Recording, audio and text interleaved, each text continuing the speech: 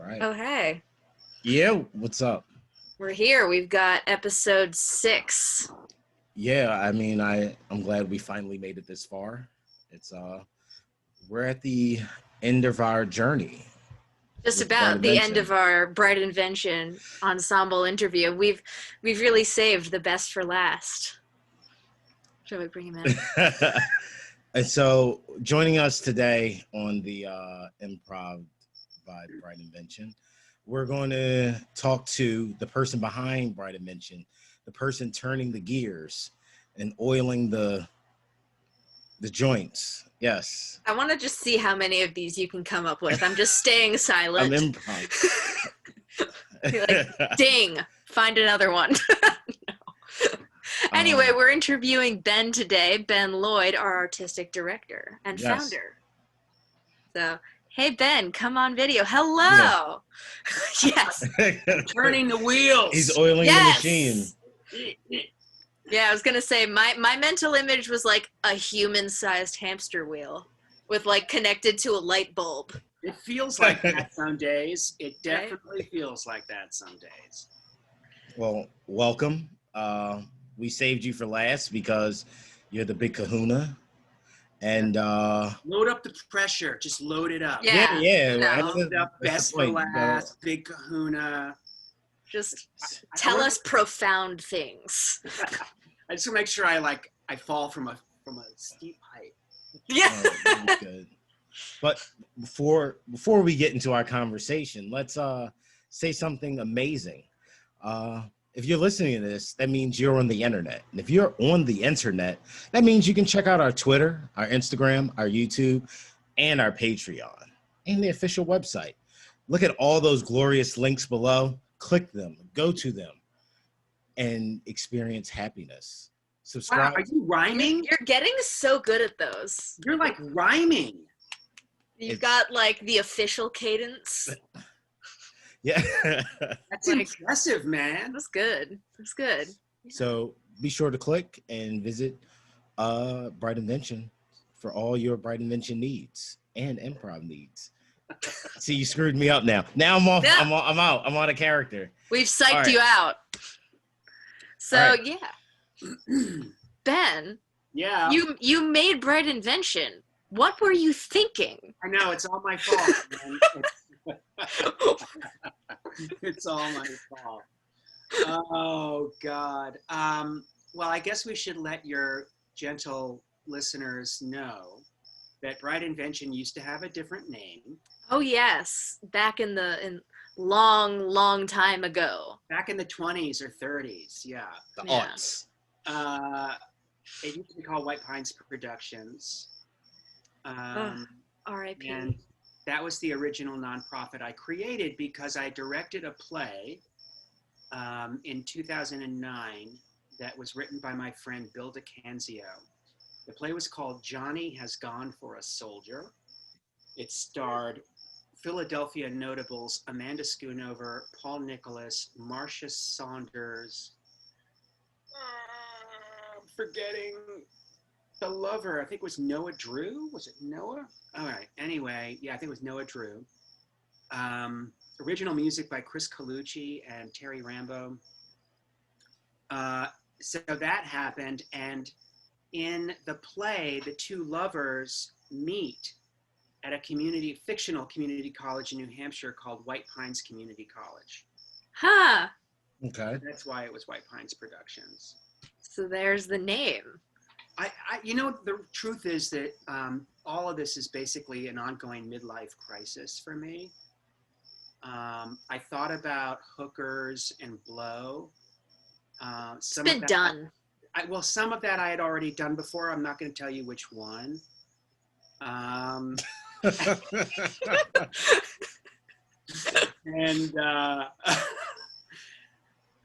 it turns out actually starting your own nonprofit is just as dangerous and hair-raising as hookers and blow. So I was going to say, it takes over your life the same way. It does, and you can't stop thinking about it. I mean, People people who talk about improv all the time, they're like, God, you guys are like a cult or something. You're really like, you're like pushing improv, and people are like, yeah, you want to do some right now? You want to play a game? You're just jealous. Yeah. You want to know the secret handshake. Exactly. The truth is I was tired of being a scripted actor, which is what all of my training is in. And I was just burnout. I had a pretty good thing going in Philadelphia for a while, but it suddenly became clear to me that it was unsustainable economically, and I began to feel exploited. Yeah. I began to feel like sometimes I was like, the only reason I'm doing this is the health insurance, which is such a horrible thing to say about, an activity that you spent your life studying for. And anyway, it was sort of like a now or never thing. Like, I've been walking around with like all these big ideas about there's got to be a different way to do this. There's got to be a different way to do this. And then when I say do this, I mean, create a sustainable life for yourself as a performing artist. Yeah, and I will say one of the things I'm most grateful for is being a part of White Pines and Bright Invention has been the opportunities not just to perform as an improviser, but through teaching opportunities and opportunities to kind of dip my fingers into things I never thought I'd be involved in, like corporate training, being able to get involved, teaching people with special needs. And it's been such a great learning and professional development opportunity, as well as the most consistent creative outlet of my adult life. It makes me really happy to hear you say that, Shea. I like to think of Bright Invention as a kind of professional development playground for amazing young artists. The thing that I noticed, and I'm sure you've noticed this too, is that we all have these different skills. You're an amazing drawer. You're amazing with graphic design. Oh yeah, and now I make stuff for us. And you make stuff for us. Eric is a producer and musician, and this podcast was his initiative, which is so amazing. So I wanted to create a vessel that would be flexible enough to allow the artists involved to grow in different ways, and develop skill sets that they can actually earn money doing. Yeah. And feel like it's not, one of the most terrible things is that as an actor, you get a job as a fill in the blank, a massage therapist or something, or whatever it is, and you feel like you're somehow compromising. And that's never been how I felt about it. I feel like it's a victory if you can make ends meet as a performing artist, however you do it. You're winning. Mm-hmm. You're winning. Yeah. Then Bobby Block cast me in an improv show, and the rest is history. I was gonna say coming into improv, yeah. And Bobby Block also kind of, brings in the long form approach, which when most people think, oh, improv, I got into improv, they think, whose line is it anyway? Or a lot of people who get into improv in Philly it's through fit and comedy sports. So you kind of came in the back end. Well, yeah, and I had no idea what these distinctions meant. I had all of the stereotypical, like, opinions or conceptions of what improv was. And her idea was to take 6 script-based actors from the Philadelphia theater community, put us through a 3-week boot camp in long-form improvisation, and then throw us up on stage at the Arden Theater for 3 nights for the Fringe Festival, which is exactly what she did. And I was a part of that group, and Megan Hollinger, and and I shouldn't have started doing this because now I have to remember everybody, and I'm not going to. Should have your cue cards. We've prepped you. Joe Guzman, Catherine Slusser, anyway, and 2 other amazing, fabulous, incredible people who I'm totally blanking on. We have to figure out how to add a scroll. Like the last time I was talking about, X and Z words for alphabet game, you need like a credits scroll. Yeah, definitely. Figure out how it works. Anyway, to make a long story short, that experience in 2007, 2008 under Bobby's direction was both the most terrifying and the most kind of satisfying and consequential experience for me as an actor up to that point. And I left it determined to have this kind of improv be a part of my life somehow, but I didn't know how. And then fast forward to 2013, and I was at a point where I was ready to actually create an improv group, but I knew that I didn't have the skills to be the director or the coach. So I hired one of Bobby's main actors from Tongue and Groove, Jennifer McMillan, to come and be our artistic director and our coach. And so the first 3 years of the Bright Invention Ensemble, I was an actor in a company that Jennifer ran. I guess it was really 2.5 years. Right. Did you guys ever work with Jen? I can't remember. No, I think I came on like shortly after she was gone. I came in 2016. Okay. Yeah. Never met She was her. amazing. She was amazing. And she actually created 3 original forms. If we ever get back to, in-person performance, I'd love to dust them off and do them. Be willing to try that. Yeah. Try anything. I don't care. Love trying. I mean, new I care. forms. I care. That's why I'll try anything. That's what it is. Yes, you'll try anything because you care, not because you don't. Yeah. I mean, this has been a great experience. So kudos. And Yeah. Thank you for all the opportunities. Most interesting stuff to be doing, and it kind of, I always think it's really interesting the kind of what we do marries like 2 halves of the kind of training I received in college, because like the comedy improv world and like the theater world were very separate in a lot of ways. And a lot of what, the theater major we focused on was devising theater and kind of avant-garde things. But the improv was very, short formy, whose line is it anyway kind of stuff. And so I find that like half of what we do, it's like marrying kind of improv stuff with devising, and we're not afraid to like the time we're like, what if we just did improv shows in the round? And we experimented with that for a while, and that was really cool. And when we did dinner theater and improv, that kind of has that experimental feel that's very satisfying artistically. Yeah. I feel like we as a culture, as an artistic community, have only just started to scratch the surface of what long form improvisation can be, Yeah. And one of the things that's exciting about being a part of Bright Invention is, just like you say, I mean, I think I want to make sure that we all feel like we can come to a practice and go, I have this crazy idea. Mm-hmm. And that there'll be space for that, I mean, right now with the pandemic, who knows? But we're just trying to conquer the internet here. That's right. Really, it's what we're planning. I mean, if you can make it on the internet, you can make it anywhere. That's what Abraham Lincoln says. I thought it was Frank Sinatra. Absolutely. It was Frank Sinatra. Yeah. Oh, it's Frank Sinatra? Yeah. I thought it was Gandhi. I don't know. Oh, it might have been Gandhi. Yeah. He was big into the internet. Gandhi knew how to do it, man. He knew Yeah. He could create a meme, that guy. He helped me Build set up a my following. MySpace page. Did he really? Yeah.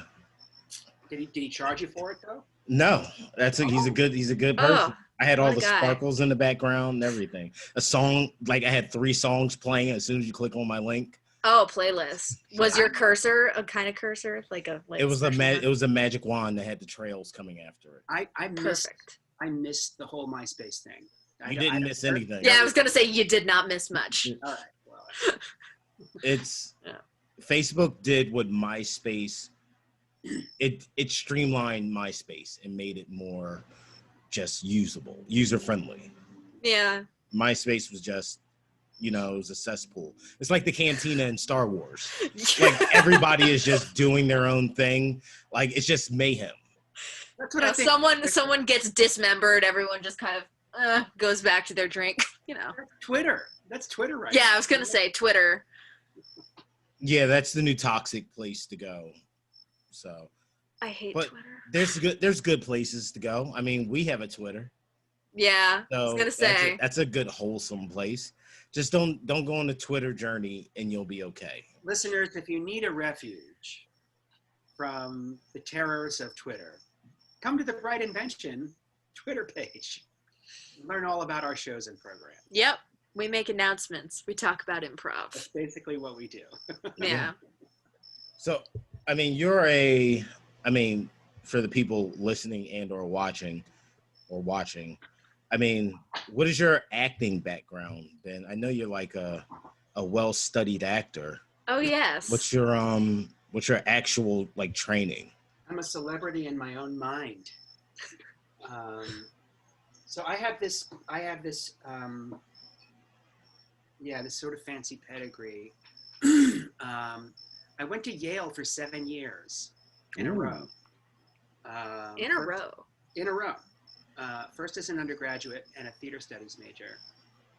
And then because we were all panicking, like, now what do we do with this ridiculous degree? I'm sorry, I don't mean to denigrate it. It's actually a wonderful degree. But so we all auditioned for drama schools because we just, we meaning like my actor friends, undergraduate. And I barely knew what a drama school was, really, but I knew that Yale had one. And I knew that Meryl Streep went there, I guess. I think I knew that. Oh, yeah. Ooh. I was going to say, that's the official kind of stamp of approval. Yeah. The Streep, wherever she is. Good. Everyone's like, oh, of course. And then the gossip went around that, the drama school never picks a person right out of college. They want older actors in the program. And B, they never pick like students from Yale College because they don't want it to appear that that it's like a feeder program for the drama school. So I went into my audition for the Yale Drama School completely convinced I didn't have a prayer. And I remember I fucked up my first piece. I did well with my first piece, which was a comic piece from The Tooth of Crime by Sam Shepard. And lo and behold, they were laughing behind the table. So instantly my heart started going bum, bum, bum, bum, bum, bum, bum. I was like, I think I just nailed that.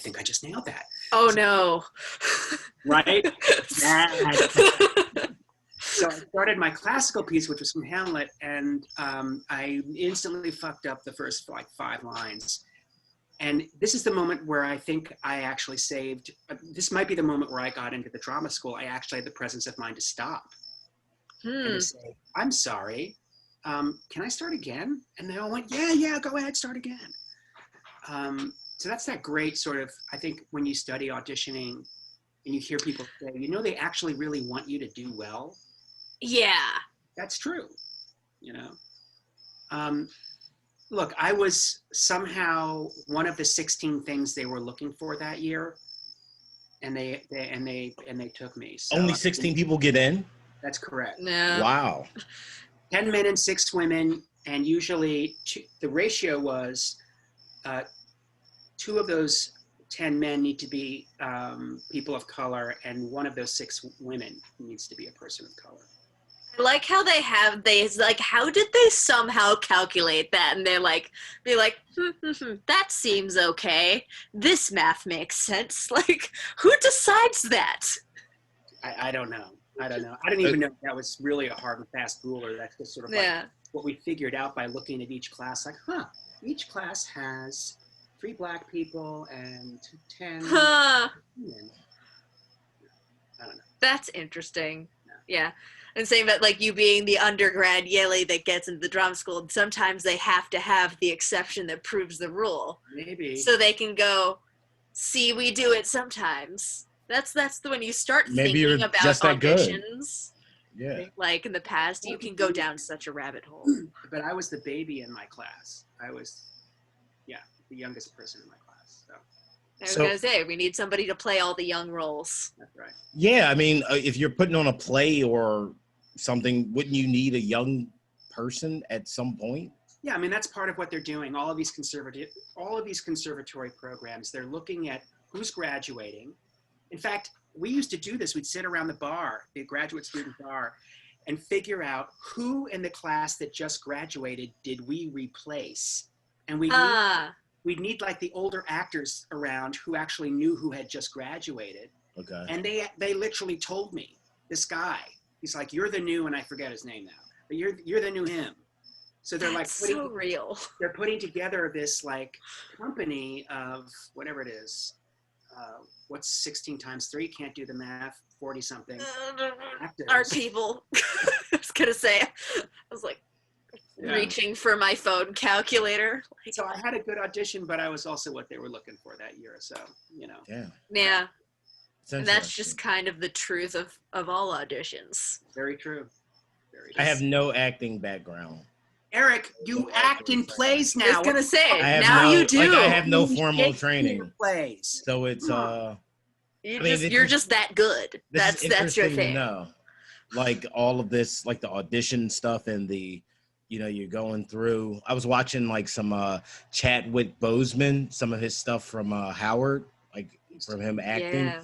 And he had like, I didn't know it was like this acting was like this intense, and apparently it's super competitive, like cutthroat competitive. Yeah, there was some post I always talk about, oh, so I saw this post the other day because this is all I do in quarantine now. But someone was saying something like, why don't they make, design conservatory theater programs for the industry we want to see and not make every class the Hunger Games for theater kids. And that's so real. And so, in retrospect, in many ways, the Yale Drama School did this amazing job of like training me up as a conservatory actor. I can break down Shakespearean text. I know what the phonetic alphabet looks like, but they did nothing to prepare me for what the actual real life of being an actor is. Yeah. I feel that a lot. Yeah, in a lot of ways as well. Though I didn't have a conservatory thing. I had a very interesting middle of the road thing that had me end up with a Bachelor of Science, not a Bachelor of Arts or Bachelor of Fine Arts. So, and I'm very proud of this. My parents are filled with deep ambivalence that I literally have a BS degree in theater. BS. It's amazing. That's perfect. Yep. Like probably BS degrees. It's excellent. And also, weirdly enough, I think like my college and the chem majors would graduate with their Bachelor of Arts in chemistry. We're like, oh, we traded. It was fine. It has to do with the number of hours it had to do with the number of hours you spend in the studio. Okay. As opposed to like class, like more of like a sit down in a classroom class. It's something about like hours and number of credits. I don't know. I don't remember what the exact thing was, but between BA and BFA is and BS. you have to spend a ton of time there to like just get the credits for it. Yeah. Okay. Yeah, but I tell you what, you don't have to spend a ton of time to do, to go to brightinvention.org and check out our About Us, our ensemble and tickets, and the creative corporate training. Also, be sure to check out our Instagram, Twitter, YouTube, and our newly established Patreon page. Come on and donate. Check out the links below, and you'll find all your information there. Back Hey, to you, Eric, Shea. tell the listeners what's cool stuff they get when they become members of our Patreon. Oh, heavens to Betsy. You will be swimming in exclusive items. I was just shown a nice Bright Invention water bottle the other day. Actually, when I picked it up, a giant boulder chased me down the street, so I had to put it back. But we have Bright Invention. We also have shirts. There's different levels, light levels, because we're going with the theme of bright. Yep. So I'm actually going to pull up the Patreon right now so I can quote everything. And while Eric's doing that, I just want to point out that our first level on Patreon is just a mere $2 a month. That's less than the minimum charge for iCloud storage from Apple. That's something you can get charged and you just completely forget about it. You forget it's there. It's not even a thing. Hear that right? $2 a month? $2 a month. You can be on our Patreon. You can be a person that we shout out to. That's 8.17563 cents per day. Wow, did you do that in your head just now? Wow, that's amazing. We also will math tutor you if you need it. But for the $2 a month, you get a great shout out during one of our shows. Our next show is September 12th. Coming weekend. Hey. For $5 a month, we have Improv Playgrounds. That's when we invite you to come play with us. The playgrounds are so fun. They're the best. And I don't just say that because I host them frequently, but they're the best. And you get yourself a Bright Invention sticker, too. Slap that on your refrigerator, your F-150, or your dartboard. And for $10, you get exclusive video content. No, not the dart, but like the case. The case around the dartboard. For $10, you get a Bright Invention coffee mug, because we all know you don't have to use it for coffee. You can use it for tea if you want, or you can use it for water. And you get to inspire long-form shows with deep gets. That we'll send out a question, and you can give an honest response to it. And then we'll use that information to kind of generate content in the show. Yes. And it will end up on a slideshow at the beginning of the show as well. Yes. So check out patreon.com/brightinvention and subscribe today. So Eric, when you mentioned the date of our next show, I couldn't help but notice, hey, Ben, that's the day after our birthday. Wait, Shea, you and I are birthday buddies, aren't we? We are. And we have such a fucked up birthday. It's wonderful. We do. Why? What happened? What happened? I was like, how far do we want? Oh, there was a little dust up. A little dust up. I don't know, like a fraction of a coronavirus. Okay. Yeah. But and then 9/11 babies. That's us. yes. Anyway. So how do you deal with that, knowing that you just, I mean, even if you don't want to be showered with praise on your birthday, just knowing that people aren't as concerned with your birthday as they would be with what happened in 2001. So as a child at that time, there were like several years where I had to like not have my birthday party too near my birthday, because people would just be like, I don't feel right celebrating then. And every time we'd be like, oh my God, did you lose someone? What happened? No, I'm just sad for America. Oh. Yeah, I had people tell me I should just change my birthday.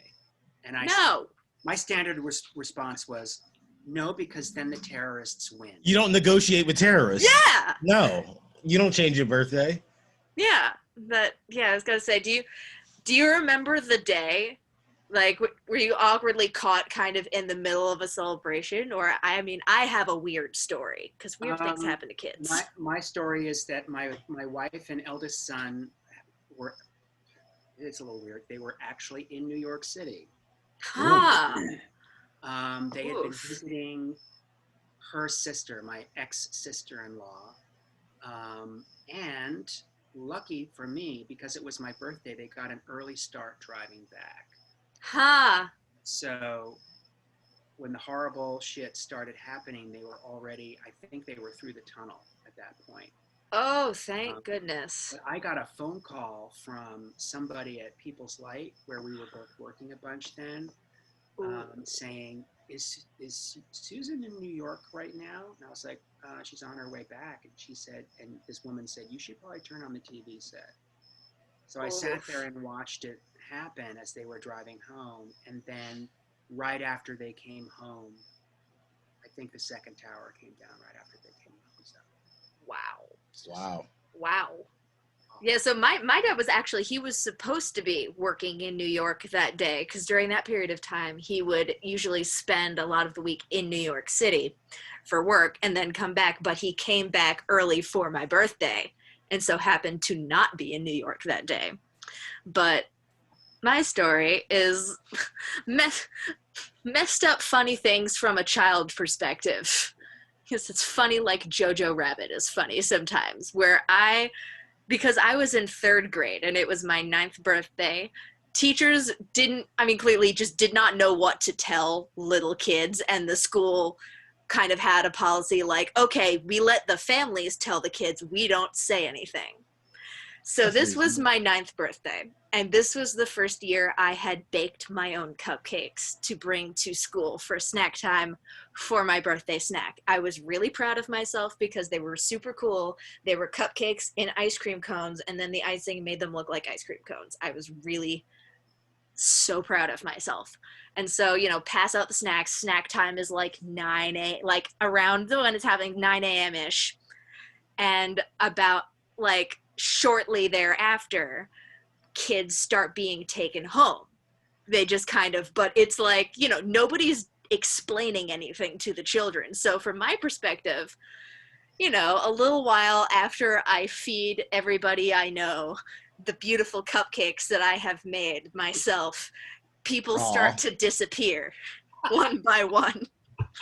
And I, as a 9-year-old little anxious child, become convinced that they have been poisoned by my cupcakes.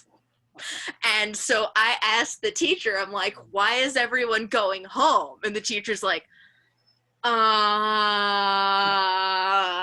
which as a kid, yeah, you see that hesitation, you know that they're trying to come up with a lie. It just confirms that you're a man. Exactly. So I'm like, I have poisoned them. The teacher's trying to spare my feelings right now, but I know the truth. So I just get increasingly upset, panicky, and both of my parents were where my mom was working, so I didn't get home that early. Finally, by the time I get home, then my parents are like, you know, gently like take me and be like, okay, something's happened in New York, you know, dad came home, this and that. But my immediate 9-year-old kids are kind of sociopathic reaction was, oh, thank goodness I haven't poisoned anyone. So that was Damn. my story of the day, where I spent a good 3 hours. It was like, I've murdered my classmates. Jeez. But yeah. They But anyway. So are you going to try to take your birthday back? I mean, so want to have fun again? The year they actually caught Osama bin Laden, and the 9/11 of that year, I was in college and the whole campus went insane and partied for that. And that was like the first time my actual birthday on the day was like, I was like, the whole campus was partying.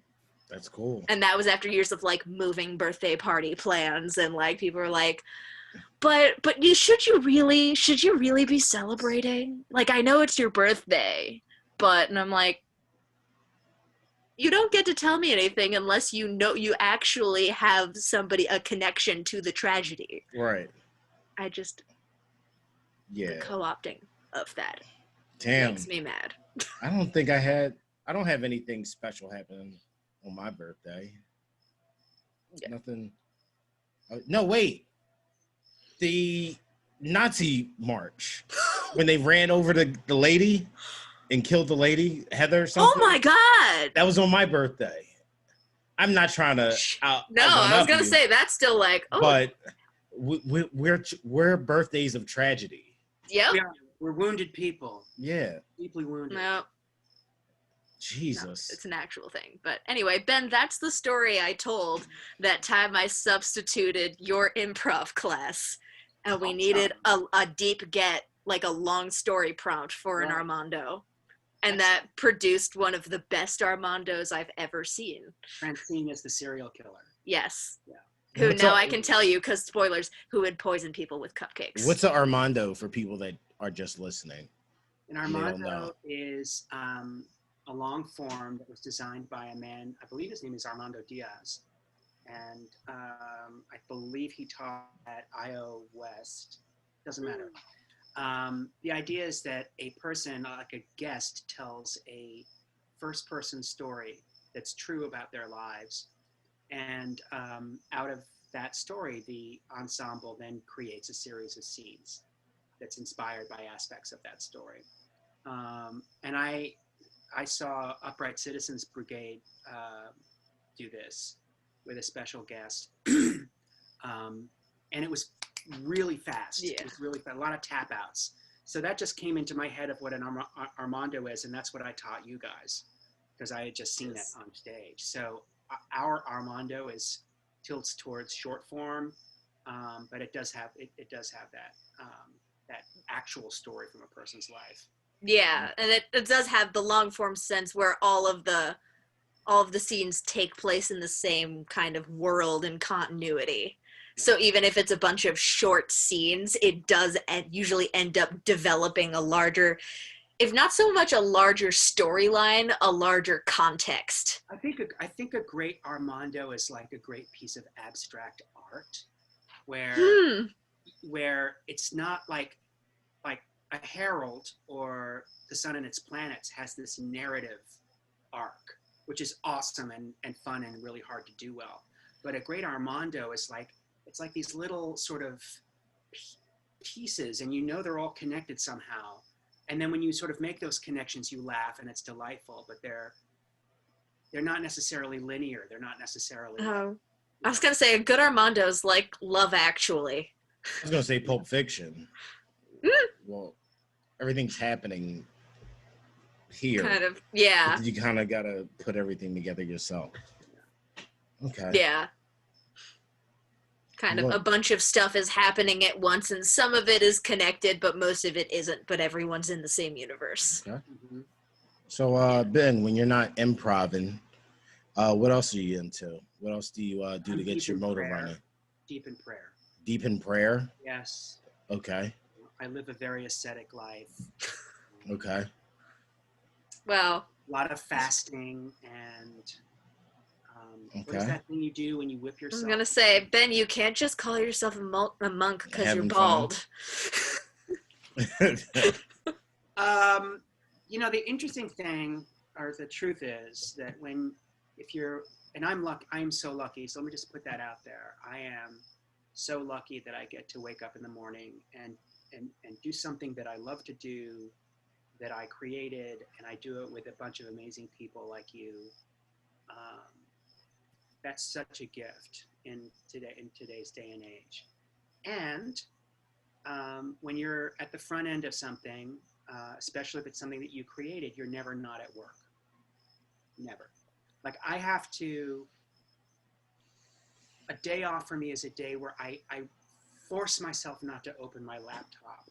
And that's really hard because I have this stupid thing. Yeah, I was going to say, the iPhone has ruined that. Yeah, it's sort of pointless in some ways, but you know, I have two older children. I have a 21-year-old and a 17-year-old, and so that's a part of what's, you know, a part of my life. And I recently began training for and competing in triathlons.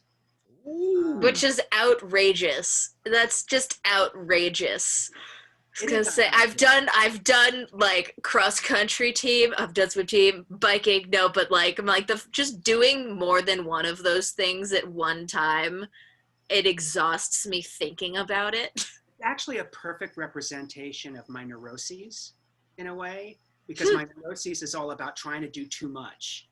Like, you know, like that. I make most of my bad mistakes when I'm trying to do too much. So triathlon is like perfect example of that. You're just like, this is for me. Yeah, it's like, you know, the funny thing is that, back to Yale, my best friend in undergrad at Yale was a man named Jim MacLaren, who was recruited by Yale to play defensive end on the football team and to be a lacrosse player. And he was this extraordinary physical specimen, 6'4", 265 pounds, jet black hair and blue eyes. That combination is killer. Looks like Bruce Wayne. And you know the lady, you know. Yeah. Turned out that he actually liked acting more than he liked football. Wow. He and I ended up in, you know, all of the upper level acting classes together, and discovered we had this curious, you know, you meet somebody and you're definitely not the same person. You know, it's not like, oh, we're the same person. It was not that. But it was like, there was something where we're like, I get you. Yep. I get you. And we both knew that about each other. We got each other on some level, you know. My one spring break trip I ever had was with Jim MacLaren, where we were financially irresponsible in many different ways. And isn't that always what the best vacations are? Oh yeah. you know what they used to do? Visa used to send college students Visa cards. They just would send you a Visa card and say, start spending. Yep. And so Jim and I are like, okay, let's go to Florida, you know? So we went to Florida, yeah, and had, you know, the standard cliche spring break experience. I was gonna say. Anyway, Jim and I both auditioned for schools, drama schools at the same time. I got into the Yale Drama School and Jim was waitlisted.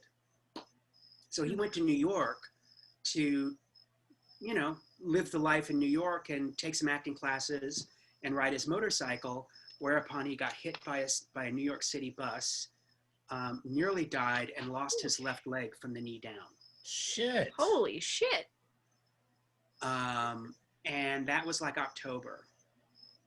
By January, he was fitted with a prosthetic and re-auditioned for the drama school with a prosthetic and got in. Tough dude. Yeah. Right there. Yeah. Wow. And so we spent 2 years at the drama school together. And during his time at the drama school, he became fascinated by trying to move around the limits of his own body, basically. And that led him to triathlon. Yeah, I was gonna say nothing pushes your limits. I will also say doing like marathon triathlon training while in theater school, my theory, which is when I accidentally stumbled my way finally into a sport I had some kind of aptitude for, which was running. That's great. And I was like, singing lessons trained me for this by accident. Oh yeah, because it's a breathing, right? Yeah. So I feel like all kind of theater training, especially in theater school, where you're like, why are you going to school for deep breathing? But it's like you're just accidentally marathon training. Man, we should all go to school for deep breathing. Yeah. Anyway, Jim discovered that triathlon was more interesting to him than acting. And he became the world record holder for disabled Ironman triathletes. Wow. That's crazy. You want to hear the rest of the story? It's theater school. It's because he went to theater school while marathon training. While competing in a triathlon in California, he was hit by a van on his bike. Are you kidding me? Flew off the bike, his neck hit a signpost, and he became a paraplegic. That's terrible. Damn, is he okay? Jim has the worst. Okay. Luck. And that was 1990, 91. And he spent a couple of years deciding whether he wanted to live or die. And decided he wanted to live. And he developed a new mantra. And his mantra is, I am not my body. Huh. And he became a motivational speaker. What's his name again? He won the Arthur Ashe Courage Award from ESPN in 2005. That's crazy. I was gonna say, yeah, what's his name again? Because we're like, all right, we're typing this up. We're gonna put him in the description now. Just we're gonna Google shout him out. Jim MacLaren, just Google it. He died. He died in 2011, I think. Oh God, I'm so sorry, Ben. Yeah, he ended up actually close to me, outside of Lancaster. Part of what was going on with him is that his body couldn't fight off all the infections anymore. And ultimately that's what got him. So he was bedridden for the last 2 years of his life. It's kind of sad. But I went to visit him outside of Lancaster, and we would hang out, and he would remember passages from David Mamet plays that we were in scenes that we did in scenes together. He just like he was all there. It was amazing. Anyway, I wrote and delivered the eulogy at his memorial service, so you can read more about him at my own private blog, which is called Showman Shaman. All right, we'll make sure we put that in the links below. Jim is inspirational. No matter what happened, he kept pushing and no excuses.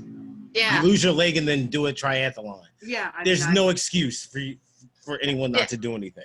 He is that person that when things are bad, I literally thought about him while I was in my last triathlon.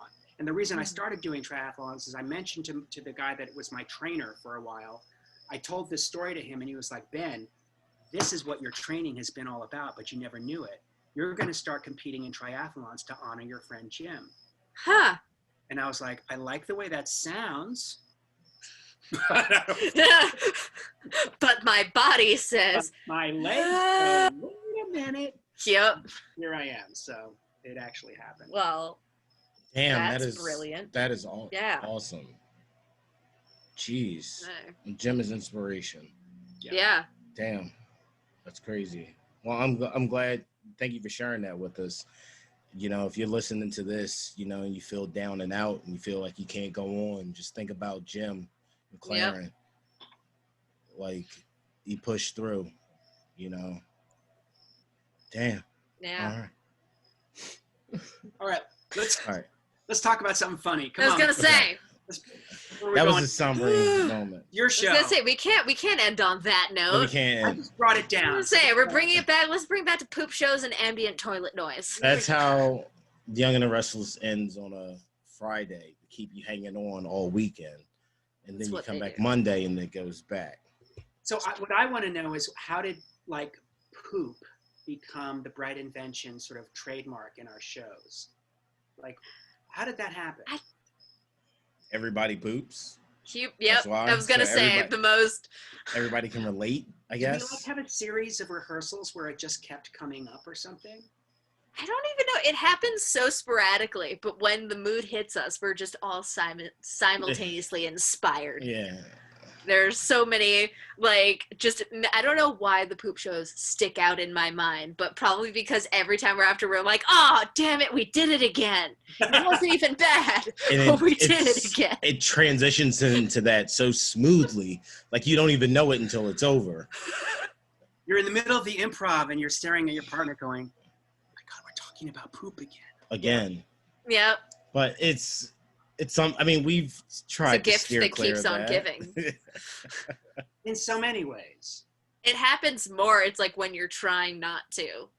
Mm-hmm. Because that's all you can think about. Yeah. It's just... No, but we do a variety of things. So if you come for the improv, stay for the poop if you want. Yep. I'm gonna say if we manage to bring heavier. If we manage to bring heavier context to it, that in itself is an achievement. Because it can be you can make it serious in like a long form scene or something. If there comes a day that we can add true emotional weight to a poop show, I will be so proud of us. If someone's dying of dysentery. Look, let's be intentional, man. Let's set a goal for ourselves for the show this coming Saturday. Right? Oh, I was going to say, are we speaking this into existence? By the time this airs, the show will have already happened, so. Will it? Oh, yeah, because we're a day behind, Yeah, we're a week behind. Oh, man. That poop joke you made, Shea, was incredible. Right? Like, oh, my God. Oh, why, thank you. No, but what we want to be is like, when she brought up the poop, that's when I started crying. Oh, my God. It was so touching. It was so touching. That's, yeah, I'm going to do that. I'm going to do dramatic poop acting. Dramatic poop improv. I was going to say, our middle of the show is going to be dramatically reading the Amazon reviews for sugar-free, off-brand Haribo gummy bears. Those are good gummy bears. Yep. They're good gummy bears. You can poison your class with that. They don't want to They don't want to celebrate your birthday. You can poison a room full of third graders. No, don't do that. Just don't do that. We don't.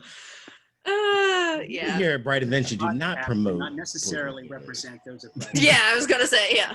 We do not promote poisoning third graders. If you do, immediately call poison control. I want to have like a flash again, like things that's like dreaming of adding things in post, a flashing warning light that says this is a bit. Right. I feel like we need that for like the internet of today. Just kidding.